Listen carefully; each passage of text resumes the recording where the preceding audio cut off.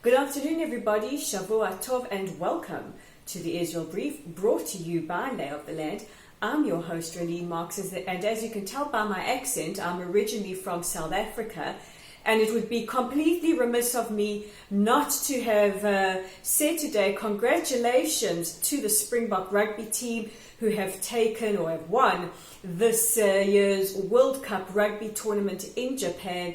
Quite a historical moment and quite an emotional moment for many of us South Africans, be it us in the country or around the world, as we watched Captain Siya Kolisi lift that cup. And well done, Springboks. Kola kavod amaboka.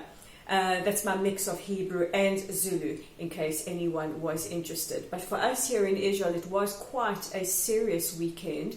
The relative calm that has been in place between Israel and Gaza was shattered with the firing of at least 10 rockets into Israel on Friday evening. 7 of these rockets were intercepted by the Iron Dome. Unfortunately, one struck a house in Sderot. Thank goodness the family managed to get to their shelter in time. And this brings to an end a rather shaky calm that has been in place. At the moment, things are calm, but Israel's air defense systems remain on high alert as we anticipate any kind of reprisal attack from the Iranians.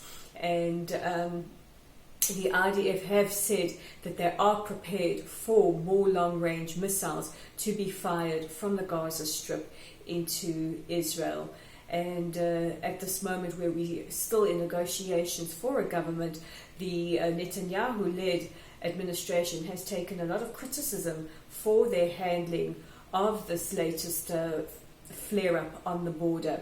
No sooner had rockets been fired into Israel than the IDF struck Hamas targets within the Gaza Strip.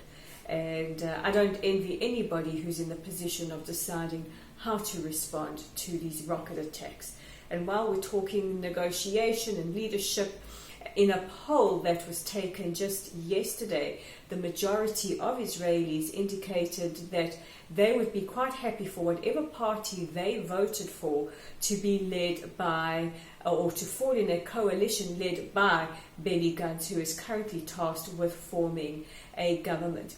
It is quite interesting to note that many of these are right-wing parties. However, the ultra-Orthodox have said that it's not their favour to be into or to enter into a coalition with Prime Minister designate Benny Gantz. And at the moment, negotiations are continuing, and you can be sure that you can get all your updates right here on the Israel Brief. And while we're talking elections seem to be the hottest topic in 2019, and it looks like the UK is going to end their year with another election following all the Brexit fallout.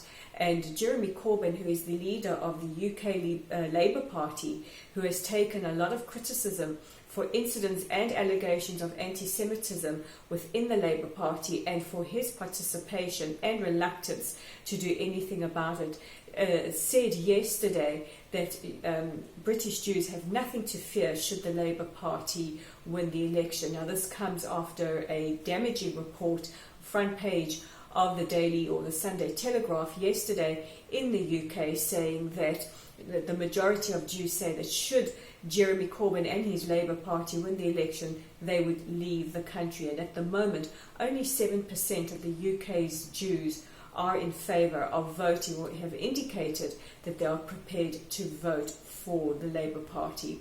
This is a party that really has been plagued by some of the most horrendous allegations of anti-Semitism, of intimidation, and also of abuse against MPs who've either left the party due to incidents of allegations or have been intimidated by certain members of the party for speaking out against rising anti-Semitism.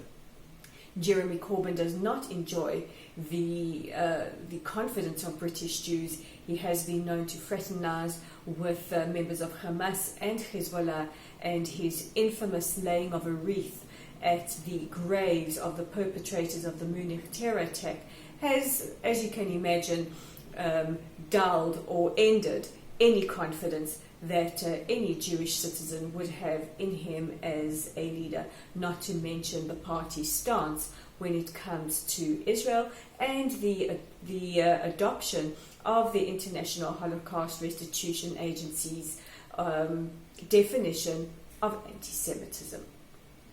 Well, that's a lot to start the week off, but if you want to catch up on your reading material, you can check us out at www.layoftheland.online.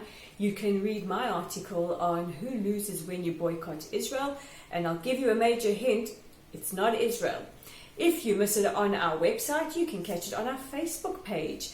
And while you're there, like us, follow us, share our content, and invite your friends to join our Lay of the Land community.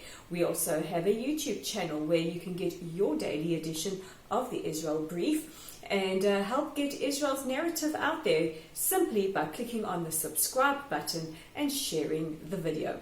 I'm Renee Marks with today's edition of the Israel Brief. We'll chat again tomorrow.